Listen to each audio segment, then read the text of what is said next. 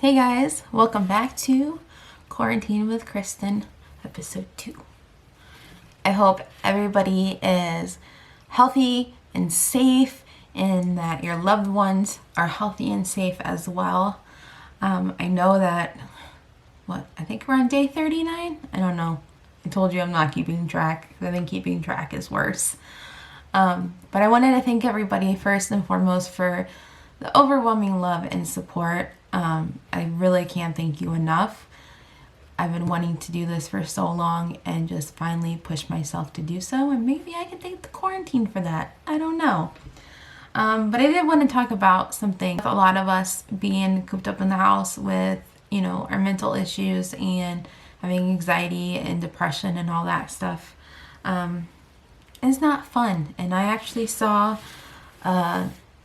a peak in my PTSD over the weekend. I don't know what happened. I don't know what caused it, what provoked it, but I had a pretty bad weekend. I'm better now. It's just something that happens, Sometimes I get triggered by something and my brain doesn't even realize it, but my body does. So I never really know for sure what the trigger is or what is making my PTSD flare up, but sometimes it just happens.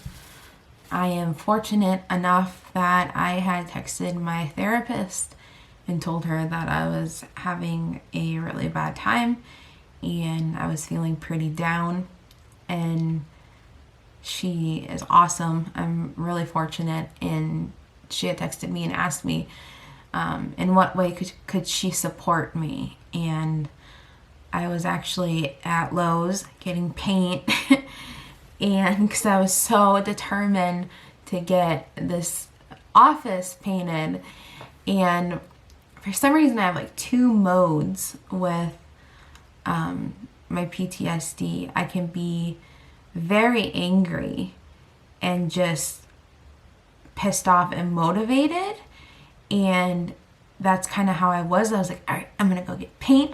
I'm going to shut my door. I'm going to turn on music really loud, and I'm just going to paint and just drown out everybody. And then there's like the opposite side of it where I'm just my body and my brain is just so drained that I just don't want to do anything besides lay around, sleep, and watch TV. So when she had texted me if there was any way that she could support me, for me to let her know, and I just completely unloaded on her. And I'm in Lowe's parking lot. I haven't gone in yet. I just started bawling and just telling her that like my skin felt like it was on fire, and I just felt like I was going to like rip and burst from my seams, and I couldn't control it. And finally I just melted down and started crying and cried for 3 hours. And then of course it did feel a little bit better. Sometimes you gotta cry. Crying helps. It does wonders sometimes. And I'm very bad at shoving my feelings down, like I said. And I don't let my feelings out enough, which is also could be why this weekend was so bad, that I get to a breaking point to where kind of just overflow like a trash can, and then the lid just blows off, and then I'm a crying mess. So she got me in the next morning. So she got me in for a session, and it was nice to be able to talk to her. She gave me coping mechanisms, and we kind of went through the list of trying to figure out what exactly provoked or triggered my increase in my PTSD. So I'm very thankful for her. And when I left her office, she told me, she goes, you can always text me if you ever get in that dark place again. Reach out to me. I will try and get you in sooner than your normal appointment, like she did for me. So I'm very thankful for her and for that ability to be able to do that. I wouldn't have been able to do that a year ago. On May 17th, will be a year since Eric and I got married, and that's when I got on his health insurance. Before that, I would have never been able to afford to go to my therapist. And actually, that's one of the reasons why I stopped going to therapy, because I couldn't afford it. It was $180 a week without insurance. And as much as I needed it, we couldn't afford it. So I had to stop going. But now that we have health insurance, it's still, I think my copay is $30 a week, which is a lot better than $180. Any of you out there have a therapist or have somebody that you can talk to, don't hesitate to reach out, especially if you have a healthcare professional that, a therapist or like a social worker or somebody in that nature that you can talk to, especially in these times. Don't ever hesitate to say, hey, I need help. I'm in a really dark place. I don't know if it's being quarantined. I don't know if it's this, that, or the other, or maybe you do know what's going on. Don't hesitate to reach out. It is very important. And if you don't feel like you have anybody comfortable to reach out to, I'm, like I said, always here. Especially being quarantined. I'm always here. I did want to talk about, with all of the protesting going on, I've found myself a bit frustrated, and I don't know if you guys can relate, and I don't want to make anybody angry. Obviously, we are living through a pandemic right now, and this will never happen again in my lifetime and probably your lifetime. So trying to navigate this is weird. It's unfamiliar. You kind of really don't know what to expect. So we were told to stay at home to stop the spread, or to slowly stop the spread. I know that there are a lot of people who are comparing the COVID-19 or coronavirus to the flu. This is not a flu strain. This is not H1N1. This is not, I don't even know how many flu strains there are anymore.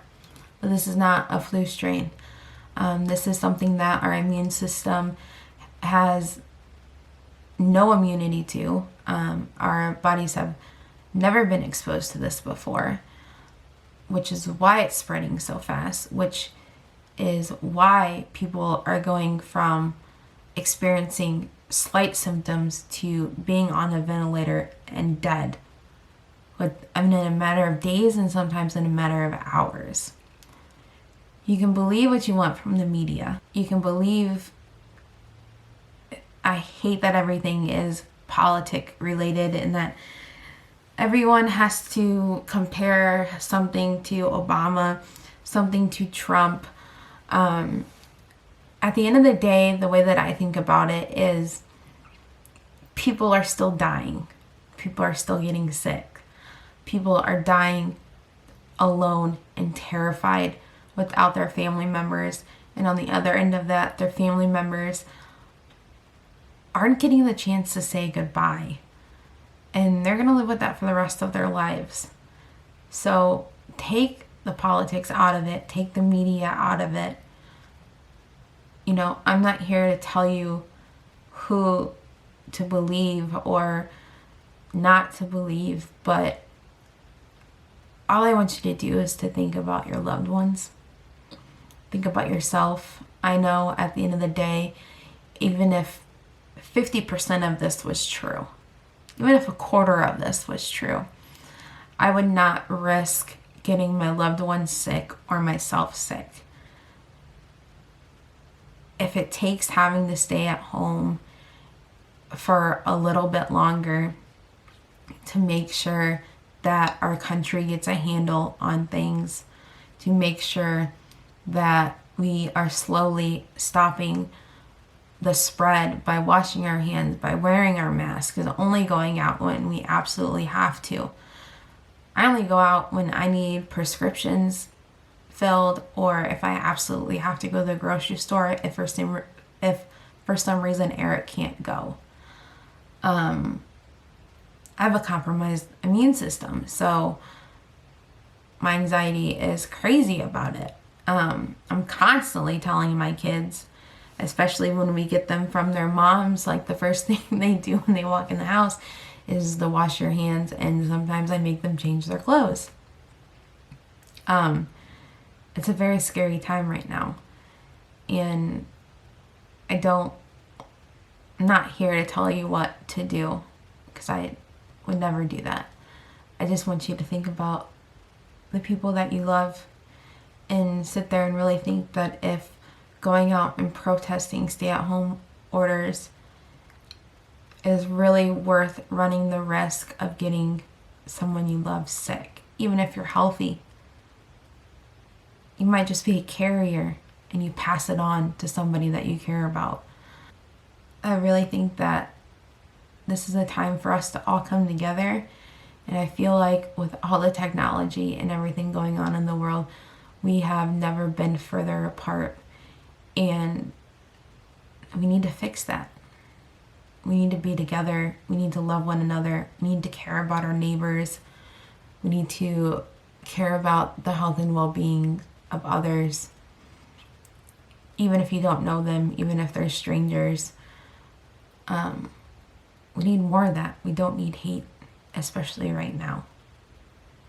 So I hope everyone is at home and is healthy and safe. And if you are even questioning this virus at all, go and volunteer at your local hospital.